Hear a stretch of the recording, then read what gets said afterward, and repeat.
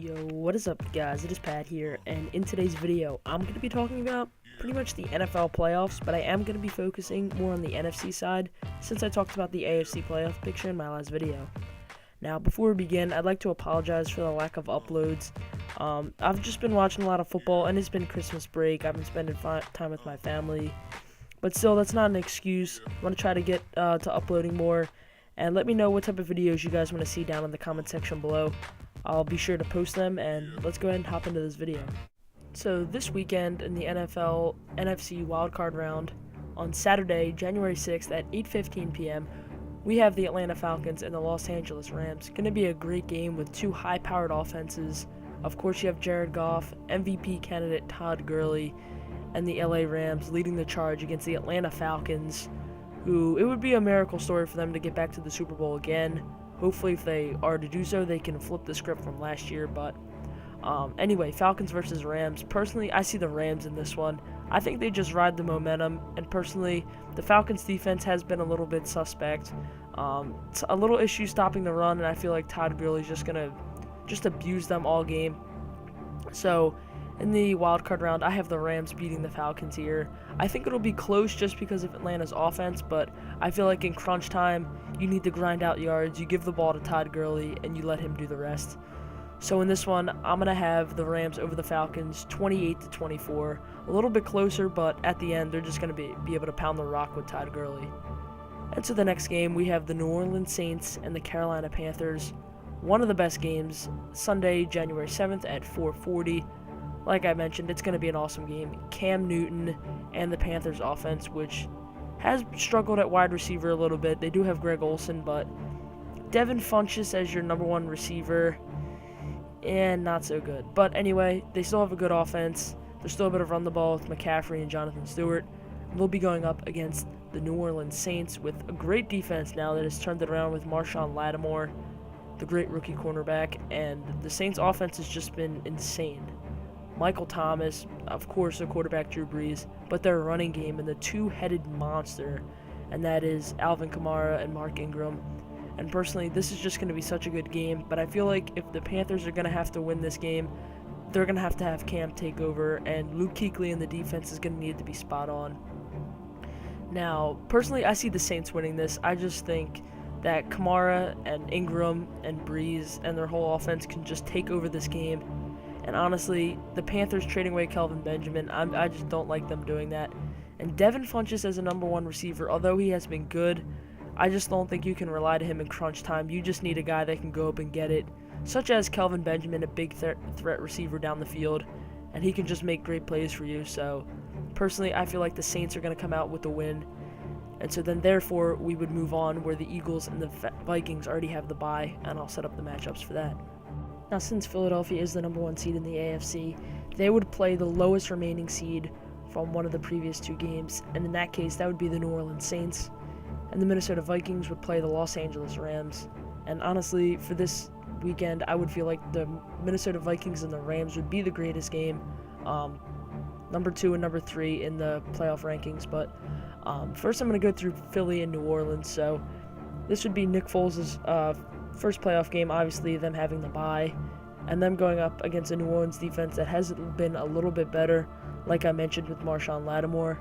But I feel like if Nick Foles can have a good game and he can play just like he did it in 2013, I mean, especially he had that great run against the Oakland Raiders with 7 passing touchdowns, but that game against Dallas was not too good at all. I know they subbed in Nate Sudfeld, and he didn't play that much, but it didn't look that good from Foles. So Foles is pretty much going to be the X factor with this. Obviously, if you have Carson Wentz playing here, you're going to take Philly all the way, and you could see them advancing to the NFC Championship game and even the Super Bowl, depending on different matchups and things that work out in the playoff picture. But obviously, Carson Wentz is not playing, and they have Nick Foles.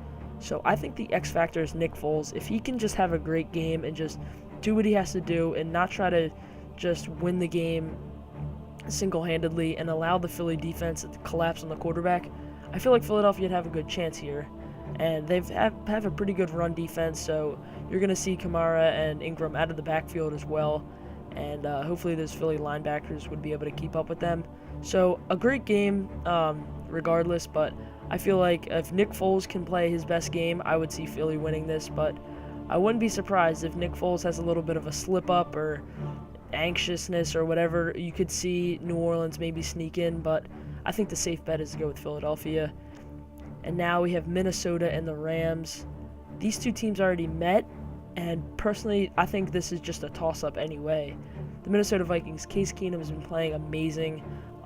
Stephon Diggs, Adam Thielen on the outside have been great. And their defense has just been really good. There's nothing else to say.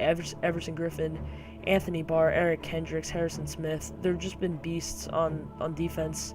And then the Rams, like as previously mentioned, Todd Gurley, you got Jared Goff, you got Sammy Watkins in there along with Robert Woods, and their defense has been just as good with Aaron Donald and Michael Brockers on the D-line, along with Mark Barron in the linebacking core. So you got to think this is going to be a great game. Obviously, it is the 2 and 3 seed, and this could just be a toss-up any way I see it.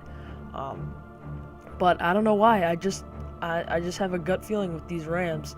Todd Gurley is such an X factor, and he can catch the ball out of the backfield, and he can obviously run a lot. And the Minnesota running backs, I just don't know. Like, Jerick McKinnon and Latavius Murray, like, I guess, but they're just not, like, they're good running backs, and you can get them into space on linebackers, but they're just not that guy where you need to grind out yards. You give the ball to Todd Gurley, or in any case in the NFL, like a Le'Veon Bell, or if David Johnson was playing, a David Johnson, etc. I just don't see Latavius Murray and Jerick McKinnon doing that. So therefore, I'm going to give the Rams this win here.